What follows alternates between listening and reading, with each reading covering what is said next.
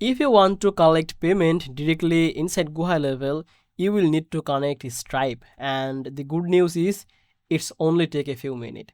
So in this video, I will show you how you can easily add or connect your Stripe account to GoHighLevel step by step, so you can start accepting payments from your clients right away. Welcome back to Easy Access Tech, the channel where we make GoHighLevel simple and easy to use for your business. So if you are new here, make sure to subscribe and don't forget to check the link in the description for the 30 days free trial link for GoHighLevel, for the live bootcamp access and some exclusive bonuses. Okay, now let's get back to the video. So first of all, once you are logged in your GoHighLevel account, just go to the payment option here from the left side panel. So then you can see there is an option to integrate payment gateway. Just click on this.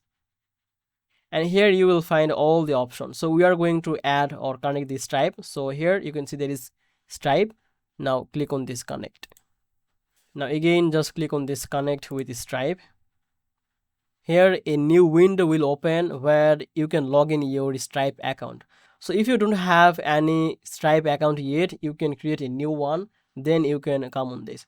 So it's free and only takes a few minutes to set up. So if you don't have, then you can create. Now just write your email here for the Stripe account and just click on this submit. After that, it will ask you to write your password. So just write your password and then click on this submit. So for privacy purpose, I'm not showing this.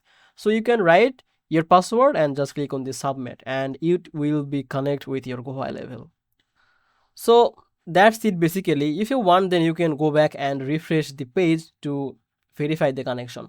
So once you are write your password and submit this, it will connect with your GoHighLevel and the Stripe.